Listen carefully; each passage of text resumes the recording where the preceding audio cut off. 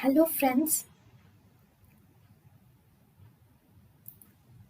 welcome to Creative Medicine. In this lecture, we will learn about. Hello friends, let us now learn some important points about regulation of enzymes. Regulation of enzymes can be divided into two types. One, there can be regulation of enzyme quality. There can be regulation of enzyme quality. Second, there can be regulation of enzyme quantity. Okay, regulation of enzyme quantity, this is quantity. So regulation of enzyme quality is by allosteric regulation, and we have covalent modification are available for regulation of enzyme activity quality, whereas regulation of enzyme quantity is by control of enzyme synthesis and also control of enzyme degradation. We have control of enzyme synthesis and control of degradation for regulation of enzyme quantity. So regulation of enzyme quality, we have allosteric and covalent modifications, and regulation of enzyme quantity, we have control of enzyme synthesis and enzyme degradation. So first we will see allogenic regulation of enzyme. So in the allogenic regulation, we have an allogenic enzyme. Right, to this allogenic enzyme, the substrate will bind to it. This is the substrate, this is enzyme. To this allogenic enzyme, the substrate will bind to it. Okay, on this allogenic enzyme, we have a separate site. We have a separate site on the allogenic enzyme. Okay, now to this separate site, there is something called as modifier will bind to this separate site. This modifier can be either activator or inhibitor. If it is activator, it will activate the enzyme substrate complex. If it is inhibitor, obviously it will inhibit the enzyme substrate complex. So if you see, this allosteric regulation is partially reversible. So if you add the substrate more, then it can be reversible. If you see, most of the allosteric enzymes are quaternary structures. And this type of bonding which you see is called as cooperative bonding. In cooperative binding, first enzyme will bind to the substrate at one site, and then this will activate the binding of more and more enzymes to the substrate. Okay, first one enzyme will bind to the substrate and it will form enzyme substrate complex, and after that this complex will activate more enzymes to bind to the substrate. This type of binding is called as cooperative binding, and the curve which we get here is the sigmoid curve. Okay, next, this is about the allogenic regulation.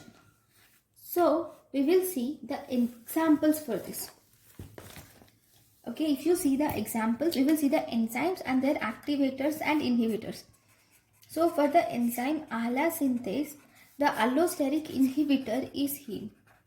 For the enzyme aspartate transcarbamylase, the allosteric inhibitor is CTP, whereas allosteric activator is ATP. Then for HMG-CoA reductase, the allosteric inhibitor is cholesterol. Cholesterol will inhibit this HMG-CoA reductase. Then if you see phosphofructokinase, the allosteric activator of phosphofructokinase is fructose 2,6-bisphosphate, whereas allosteric inhibitor of this phosphofructokinase is citrate. Citrate will inhibit this phosphofructokinase. Then we have pyruvate carboxylase. This pyruvate carboxylase is activated by the enzyme acetyl-CoA, whereas pyruvate carboxylase is inhibited by an allosteric inhibitor called as ADP. Okay, then we have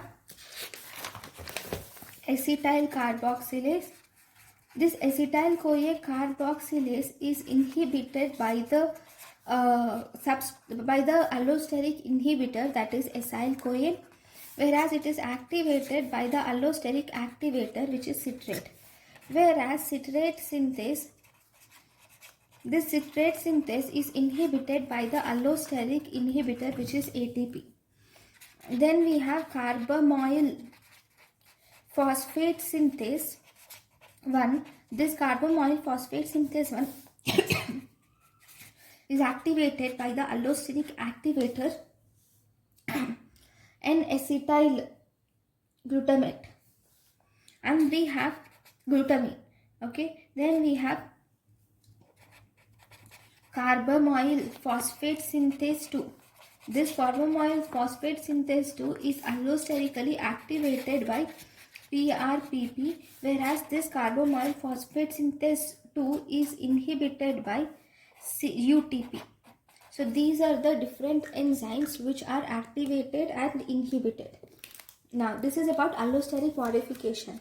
Then we have the second type of modification, which is called as covalent modification. So in the covalent modification, as the name says, here the modification mainly occurs by formation of covalent bond.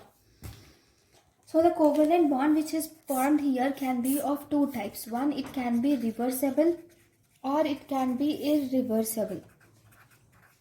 If it is irreversible, it can undergo irreversible, it can form irreversible bond by either zymogen activation or it can be by partial proteolysis. By partial proteolysis or zymogen activation, it can cause irreversible covalent modification. Reversible covalent modification can be by the following methods like methylation, acetylation, adenylation. We have ADP ribosylation, which are reversible, and also we have addition of phosphate group called as phosphorylation, or removal of phosphate group called as dephosphorylation. Okay, so all these are the reversible covalent modifications. So this is about the covalent modifications and also the allosteric modifications. Thank you guys for watching my lecture. Thank you. Thank you, and thank you for watching.